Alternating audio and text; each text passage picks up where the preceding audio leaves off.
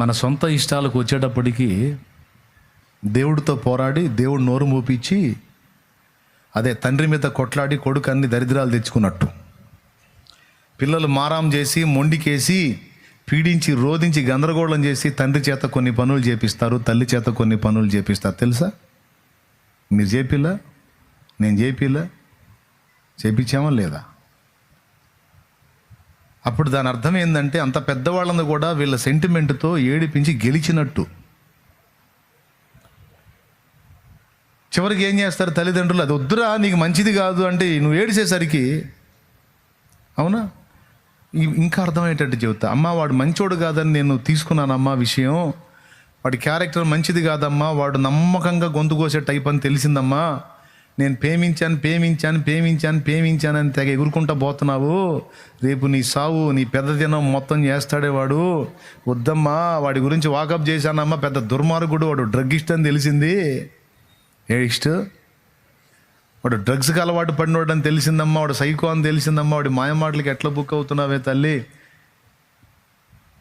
అంటే ఏమంటది? అసలు అతని గురించి మీకు ఏం తెలుసు అని మాట్లాడుతున్నారు. ఎవరెవరో ఏవేవో చెప్తే నమ్మేయటమేనా? ఎవరెవరు ఏవేవో చెప్తే నమ్మేయటమేనా? మీరు ఎన్నన్నా చెప్పండి, నా హృదయంలోంచి అతన్ని తీసేయలేరు.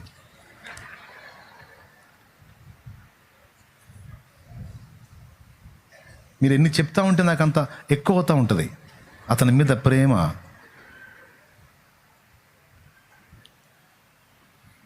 అప్పుడు తల్లిదండ్రులు ఏం చేస్తారు? ఈ మొండికేసి తిండి మానుకొని పీడిచ్చి ఏం చేసినట్టు? చివరికి ప్రేమను బట్టి ఏం చేస్తారు? సరే రాజు మెచ్చింది రంభ అన్నట్టు, సరే పొమ్మ ఏదో దరిద్రపండి దేవులాడుకున్నాం, మేము చూసిన దాకా ఆగలేదు, నీ కర్మ కాల్చుకున్నాం, సరే అనుభవించుపోవే, నీ కర్మ అనుభవించు అని అమ్మా నాన్న ఓటమి పాలయ్యి బిడ్డగా నిన్ను గెలిపించి నీ ఇచ్చను నెరవేర్చడానికి సపోర్ట్ చేస్తారా? అప్పుడు నువ్వు అమ్మా నాన్నని గెలిచావు, ఓడిపోలా, గెలిచావు, చివరికి పెళ్లి చేసుకున్నాక నీకు మ్యాటర్ అర్థమైంది. ఇంక ఇప్పుడు ఎంత లాభ కొట్టుకుంటే ఏమంట? ఇక బతుకంతా తిడతానే ఉంటారు. దరిద్రపు దాన వద్దంటే విన్నావా? నీకేం తెలుసు అతని గురించి అన్నావు, ఇప్పుడు నీకేం తెలిసి వచ్చి అడుగుతున్నాడు తన్నులు తిని.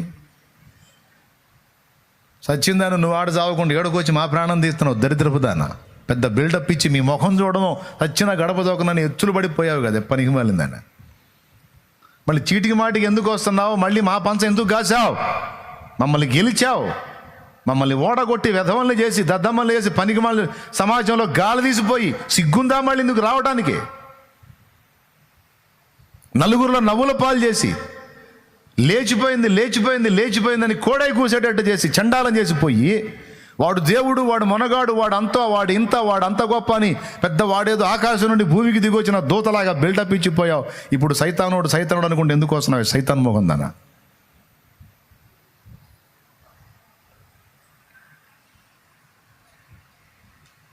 సిగ్గుండాలి కదే, రోషం ఉండాలి కదా. పోతే